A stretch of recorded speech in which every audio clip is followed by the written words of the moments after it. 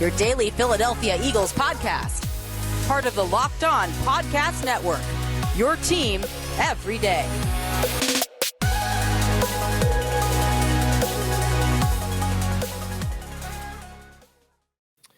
Well, Gino, to quote the great Thanos from the Marvel Universe, balance is all things should be is what the Philadelphia Eagles were in a dominating win 33-18 against the New York Jets. What's up, everybody? It's the postgame show, Locked On Eagles, your daily Philadelphia Eagles podcast. As always, part of the Locked On Podcast Network, your team every day. Louis DiBiase, Gino Camilleri joining you on the post-game show. It's a Monday edition of the podcast, and we thank you for making Locked On Eagles your first listen each and every day, Monday through Friday. We're available on all podcast platforms, on YouTube and on Twitter at Locked On Birds, at GC24_football, and at DiBiase LOE. Yeah, Gino, I mean, that to me is the theme, was balance, especially on the offensive side of the football, to get to 6-7, and the Eagles now hold sole possession of that 7th seed in the NFC playoff picture, getting into a much-needed bye week. A balanced offensive attack led by Gardner Minshew in his first start, started on fire, 11 for 11, and he really didn't look back, and I thought that was the key today. Before this game, going into it, I said, as long as the offense doesn't turn the ball over and the defense can assert their dominance to an extent, this should be an easy recipe to go out and beat a Jets team. But you look at the defense, 3 consecutive drives where they allow a touchdown to the Jets to start that game off.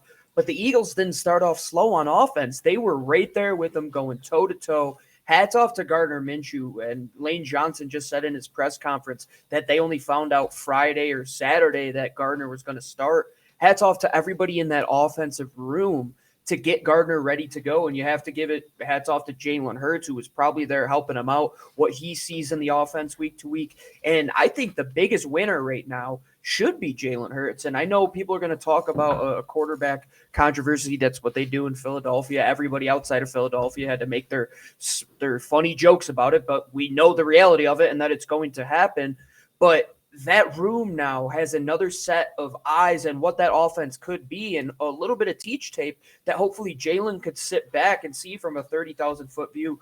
Okay, maybe I can do some of these things as that Gardner did today. Yeah, that was their most efficient passing day of the season. He started 11 for 11, Gino, and you mentioned it. It was a shootout early on. There was a touchdown for each team on the first 6 drives. Minshew and Zach Wilson were a combined 21 of 23 for 268 yards and 4 touchdowns. But I think it just goes to show that that game is the perfect example for Jalen of what being multiple and what being balanced can do for you. Not only do you have the run game opening up things for the passing game, but we've said this all year, you want the passing game as well to open up things for the run game. Mm-hmm. It was a perfect balance today, and it was so efficient. They didn't go away from the run either. The run game had over 175 yards again. So it wasn't that I was saying throw 40 plus times today. No, they only threw 25 times, but it was more effective. It was efficient, and it was balanced. I think Nick Sirianni might have called one of his best games all season. Yeah. I think they really capitalized on scheming guys open, Lou. That first drive, you talk about it, the idea of using the pass to set up the run and vice versa. That first drive, that play action touchdown to Dallas Goedert, they were on the ground and they were throwing too. So it's like, okay, the defense is going to have to wait a second before they can react. Is it run? Is it pass? And that allows you to open up big play action plays like they did today. Their explosive plays today, Lou, were off the charts in both the run and the pass game. Miles Sanders, it just seemed that he got that killer look back in his eye before he was injured. You know, I talked about this when we were talking about Brandon Ayuk coming out of the draft, right? These guys that every time they get the ball in the open field, they're not looking to see where players are. They're looking at one place, the end zone.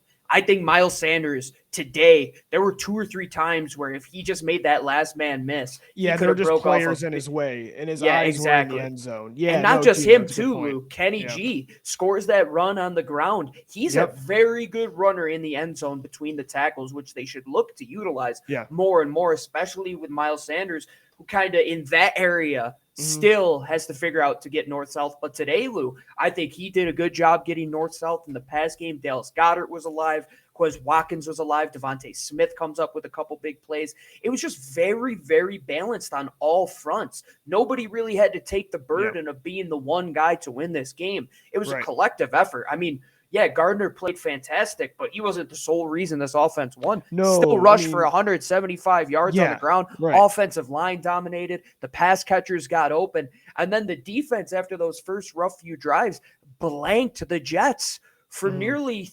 2.5+ quarters. So hats off to them. It was a total team effort. It was a total team effort. And I think going back to Nick Sirianni, you saw too, like obviously losing Jalen Hurts is going to hurt the run game for sure. He is such an instrumental part. Absolutely. To me, the main piece when it comes to the skill position players. But when you have that offensive line rolling like they are right now, it's not going to matter. And I thought Sirianni, and I thought Sirianni did actually use not having Jalen to his advantage when it comes to play calling, because it looked like the Jets defense was playing more aggressive and it didn't feel like they were hesitating as much to go after Miles Sanders or Gainwell because they didn't really respect Minshew to pull, right? And there was no read option plays. They didn't really respect him as a mobile quarterback. And so Sirianni kind of dialed up a lot of play action rollouts, took shots down the field in that area when the Jets had less bodies down the field. So I actually thought they used that to their advantage today too. It was just, I don't know, man, it felt good to pass that well in a win. I can't tell you the last time they were that effective in the passing game with a victory. It's been to me since at least 2019.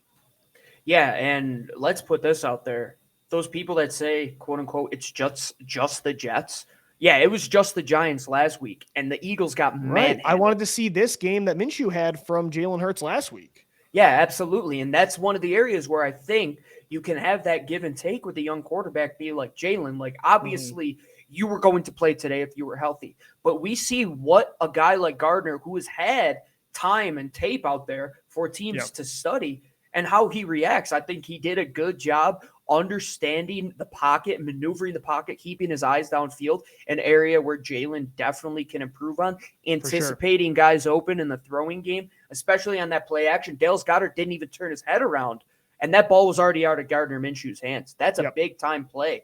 And you always say this when you're evaluating quarterbacks in college, he just has to do enough with his legs, and I thought Gardner did that. There was one big run he had to the left where he pulls the guy, pulls the ball, makes a man miss. That's a good performance from a backup quarterback on a few days' notice. 24 points in any half of a game, Lou, with a backup is a success in my eyes. Exactly. And to score on every drive outside except of the final drive. Possession. The last possession. They were nearly 100% today, scoring points. Give me that type of offense all day long. The run was there. The pass was there. Offensive line played well. I really can't look at any. I mean, even Jalen Reagor had a nice play in the pass game today. Yeah, I think the one thing that didn't happen was Devontae Smith wasn't really involved, but it was because he was getting wide receiver one respect, and the Jets were blanketing him. He still had a couple nice receptions. Yeah, and he did. One play was just a nice play.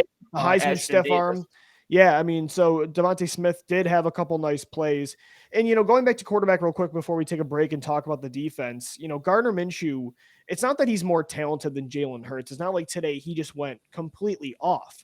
But I think that performance showed what the Eagles offense is missing at this position, decisiveness, accuracy, timing, anticipation, smart pocket presence, and good decision-making. It really made things a lot easier on Nick Sirianni, the run game, the receivers. It just felt like it was more effortless today. And obviously it's against the Jets, but as you said, man, it should have been the same way against the Giants last week, and 100%. You didn't get that. I'm really glad you mentioned earlier in the show that this can be good now for Jalen Hurts to see somebody else on the field and to maybe evaluate it through a different perspective and kind of see what Minshew did and take some of that and learn from it, because, there's only so much you can do when you continue to do the same things over and over again. To take a step back for a second, it really hopefully will help down the stretch, and they're going to need it.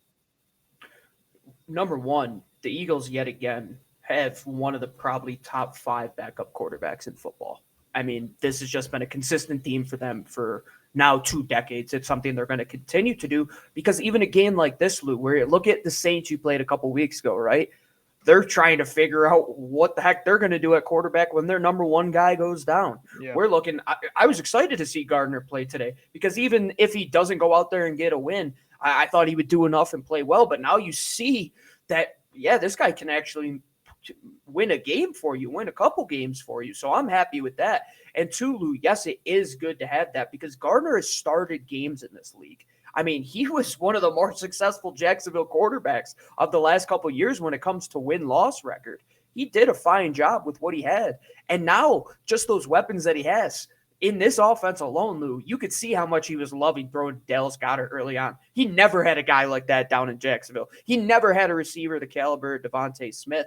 And just giving those guys a chance and just reading with the anticipation, keeping your eyes downfield and not turning the ball over. When they got into the red zone today, Lou, and they started just kicking field goals, right? I was like, this is a win to me because last week they were throwing interceptions in the red zone. I was waiting for the mistakes, and they weren't coming today. Yes, yeah. Exactly. That's a big victory, regardless of who the quarterback is. Not turning the ball over in that area and allowing arguably your best player on the special teams unit in Jake Elliott to continually add points for you. Walk away with 33 points any day of the week. You're going to have a chance to win a football game. As the great Doug Peterson once said, throw to get the lead and run to finish it. And that's kind of what the Eagles did today. I mean, you look at the third quarter, they had time of possession, Geno's 13 minutes and 50 seconds. So it was that's got to be pretty much the entire quarter. That's got to be a record. They took over. The lead was built through the pass and the run, but the passing touchdowns is what scored. And then the run game took over at the end and really closed it out. We'll get into the defense coming up next. This is the post-game show. The Eagles take it 33-18. The Birds are now 6-7.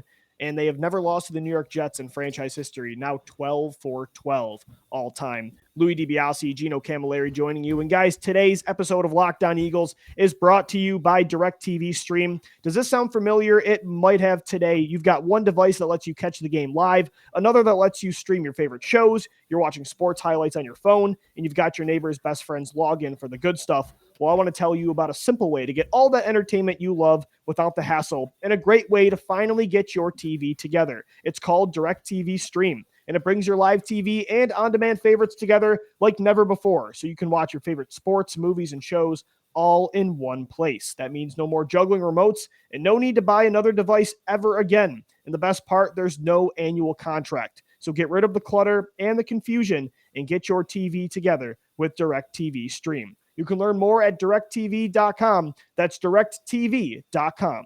Compatible devices required. Content varies by package. Guys, this is Locked On Eagles. Louis DiBiase, Gino Camilleri joining you on this Monday edition of the show. We thank you for making Locked On Eagles your first listen each and every day. We are reacting to an important win against a bad team in the New York Jets, but a win is a win, Gino, and the Eagles need them in this playoff chase as they get to 6-7, a 33-18 win. Overall, just a really dominant performance from the offense through the air, on the ground, in Gardner Minshew's first start of the season. Gino, the defense I want to get into now. I thought overall they started really passive as they had through the majority of the 2021 season. They allowed 3 straight touchdowns for Zach Wilson. Steven Nelson was killing them. The scheme overall was just too soft, but it was good to see them adjust. Darius Slay is the prime example. He was shadowing Elijah Moore all day, and that's kind of what helped close out the game there in the fourth quarter. He made a number of key plays on Moore down the field. So it was good to see them kind of at first have their foot off the gas, and then they kind of put pedal to the metal. Yeah, and let's contextualize those first couple drives and why the defense was in a bad position. Right off the bat, special teams allowed one of the biggest returns they have all year. You're continuing to fight the good fight, sir, and they just continue to be horrible. Lou, if you take a look at the whole on consecutive kick returns that they allowed Braxton Berrios to run through, I mean, it was like partying of the Red Sea. It was unbelievable to see how perfectly the Jets blocked that up and to see how badly the Eagles were at staying gap sound on special teams on back-to-back returns. That's it. We should do an entire show on how bad this special teams unit is. But getting back to the defense, they're put in a tough position early on that first drive. They allow that touchdown, another precarious position once they get past the 30. They allow another touchdown and then one more, but then they settled in, Lou. And they did it in a way that was different from the past, where they were sending a lot of blitzes, sending a lot of pressure against these quarterbacks that might not be in the upper echelon. Like you look at the Teddy Bridgewater game, for example, the Jared Goff game, they allowed their front four to get after it. And I didn't think they got too much pressure early on, but once they started to cook they were getting after Zach Wilson. They were getting behind the line. Fletcher Cox, once again, has had some dominant plays in the run game. Yes, he has. In the past, he's getting doubled a lot of the time, but I mean, that allows a guy like Josh Sweat, who, man, that guy literally is like the predator coming off the edge. He was everywhere everywhere today. He really is good on that defensive line, and they started to get after it because you look at the linebackers who today wasn't their best game when they kind of struggle and they can't get there in coverage and they miss some tackles in the run game. You're going to see teams score points on them. But once everybody started to settle in, they started to play more man on the outside with Darius Slay. Yep. Even though Elijah Moore was probably the one guy who all season has given Darius a little bit of trouble in man-on-man situations, they were getting around the football. They almost picked the ball off several times in that second half, Lou. That's what you want to see. Like, yeah, they did bad in the beginning, but once your back is against the wall, how you respond from there. After 3 straight drives of giving up touchdowns, they went on a spree where they were able to get them to punt on consecutive drives, get some turnovers, get in Zach Wilson's face. That was what you want to see. Even though Jonathan Gannon shouldn't have taken that long to get there, should have had a better game plan Monday through Saturday to get us here to Sunday, they started to turn it around because they weren't put in the best of positions early on. You look at the one drive where they allowed a long touchdown. Outside of that, Lou, after that last touchdown in the second quarter, which I think came with 9 minutes and 50-some-odd seconds left, they did not allow a point for the rest of the quarter.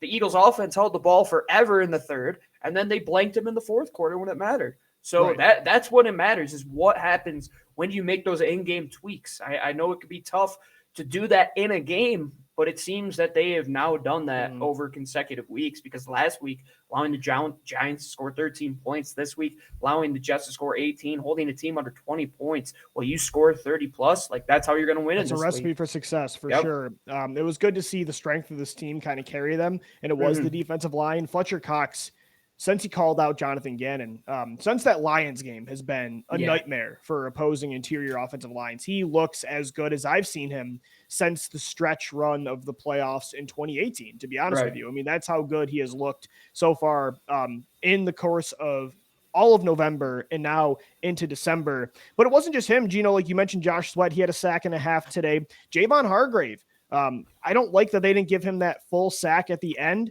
He got quiet. You know, he had those 6 sacks in the first 5 weeks, and then there went like a month and a half where he was more quiet, right? Obviously, you can't really replicate that production you had early on, but he went away for a bit. The last 2 weeks, he looks like early 2021 Javon Hargrave. Today, he was extremely disruptive. So I just think, like, overall, you know, you can still tell this team needs more talent on the second and third level on the defense. I think Davian Taylor not being there really hurts them covering space.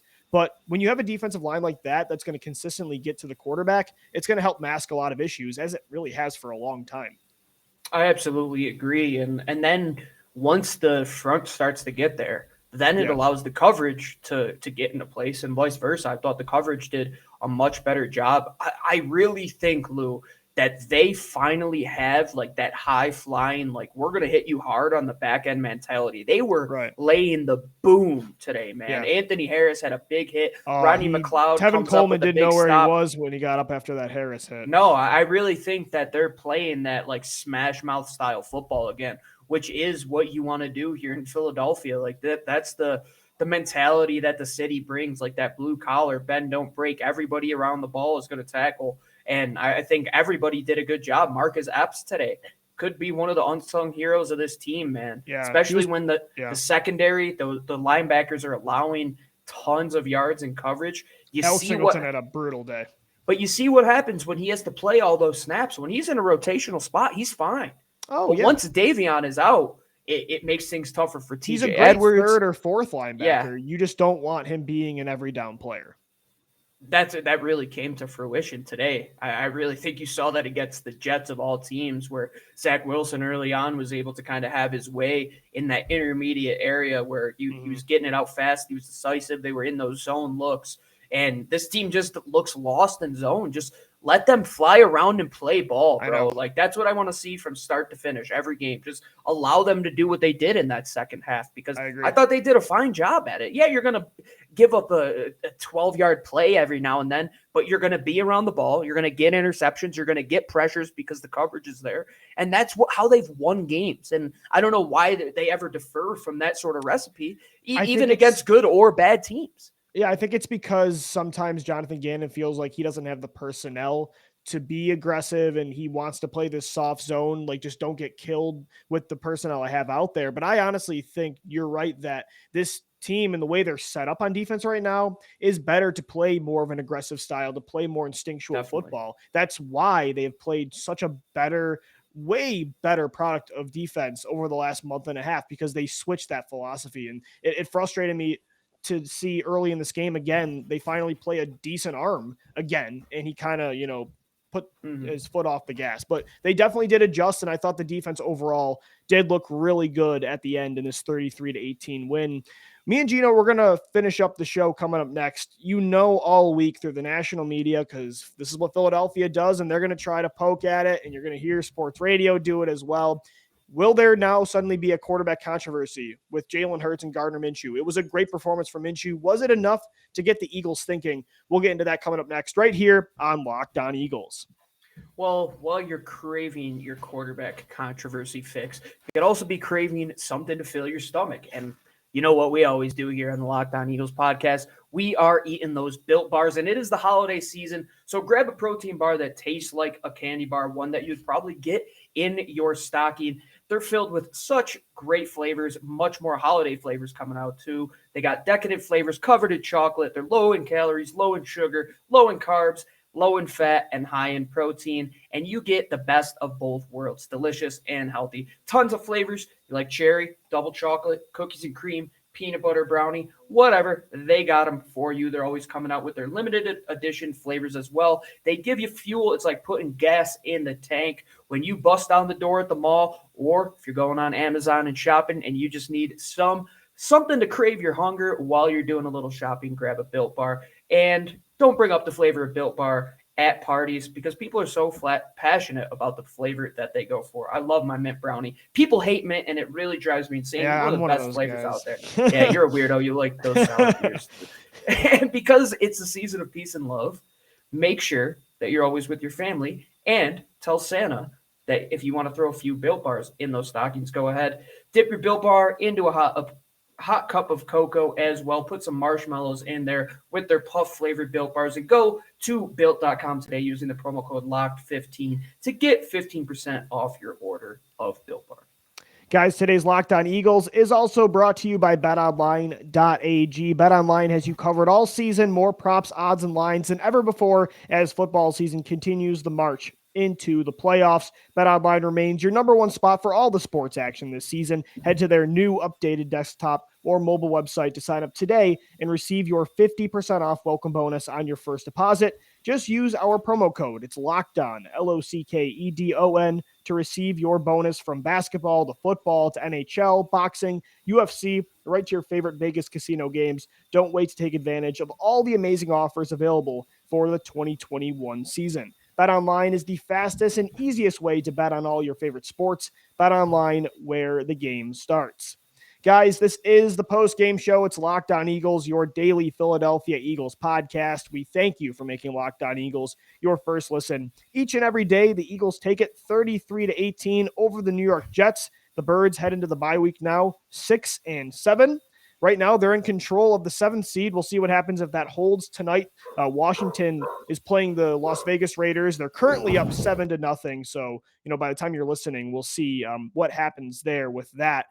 If Washington does win, they're the 7th seed. But regardless, the Eagles are going to be at worst a half game back of that playoff spot. And obviously, that came because of a huge performance from Gardner Minshew in his first start today, Gino, at quarterback.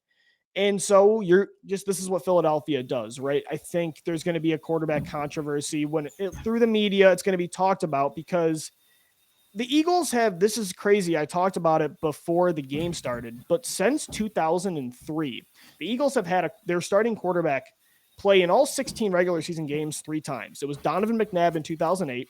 It was Carson Wentz in 2016 and Carson Wentz in 2019. So while this happens, I feel like in most fan bases, it happens more in Philly because they have always needed their QB2. And for some reason, the QB2 normally plays really well. AJ Feely, Jeff Garcia, Nick Foles, Mark Sanchez for a stretch in 2014, Jalen Hurts. And so it kind of, they add fuel to this already unforgiving fire, if you will. But at the same time, this game to me didn't really show that Gardner Minshew is like here and Jalen Hurts is here when it comes to talent or arm talent or, potential.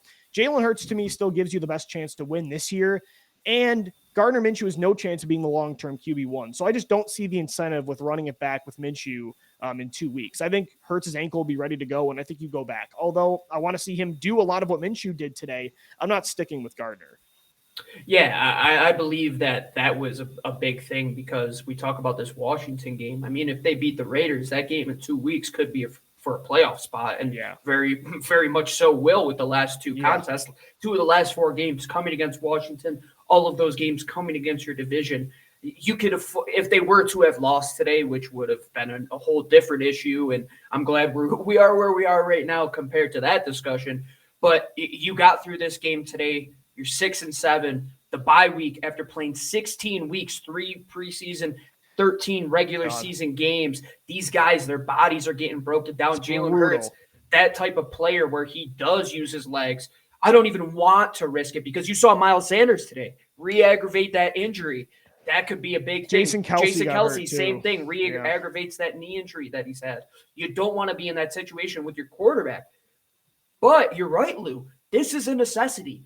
I don't know what people want me to say when I'm applauding the guy who's playing quarterback, regardless of what his name is on the back. I'm rooting for the Eagles to do well in any game. And it was Gardner Minshew, a guy that they knew very well Joe Flacco was not going to be a capable backup, so they traded him. And before that, they acquired Gardner in the offseason because, hey, for a 6th-round pick, we're going to get a guy who started 17, now 18 games in his young NFL career, could get us a win in this game if we need it. And you're right, Lou. I don't think it was Gardner's that much better of a player than Jalen. He does things well that Jalen doesn't. Jalen does things well that Gardner doesn't. It's a give and take. You have 2 guys that are capable enough to start in this league, and you got results from both of them, but it's necessity for Philadelphia. 3 times since I've been a fan have we had a quarterback play all 16 games. You just said it. And here we are wondering why we have to have a capable backup quarterback. It's for days like this. It's for 2018. It's for 2017. How many times do we have to talk about this? Here we are again, and Gardner has a great day. Great. Your coaching staff knows how to coach. That's the thing is like the QB2 always starts hot, which starts this fire. It's just like another stat that has always been bewildering here when it comes to this discussion.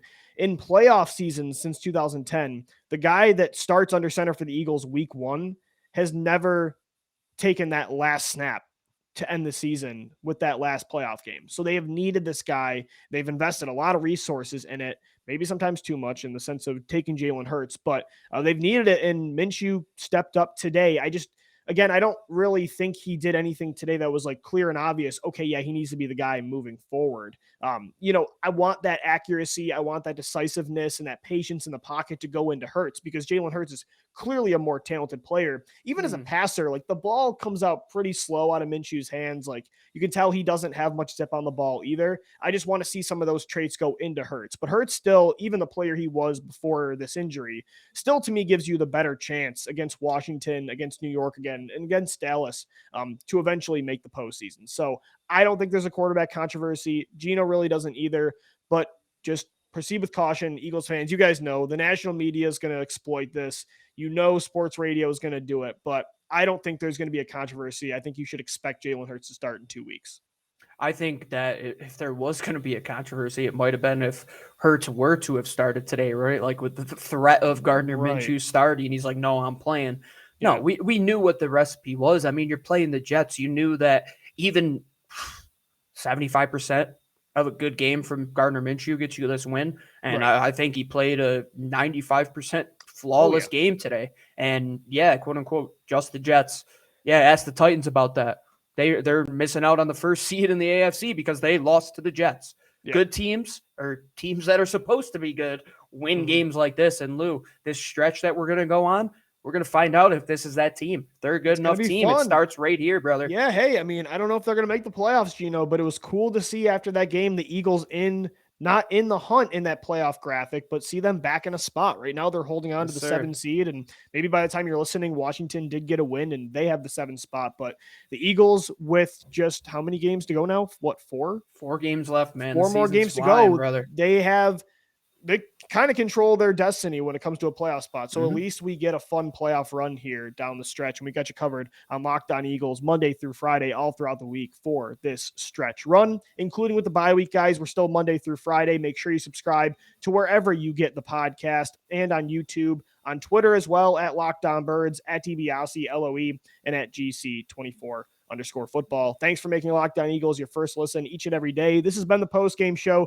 33-18, the Eagles take it over the Jets. They are now 6-7 heading into the bye week. For my co-host Gino Camilleri, I'm Lou DiBiase signing off. As always, thank you for downloading, thank you for listening, and let's go Birds. Fly, Eagles, fly.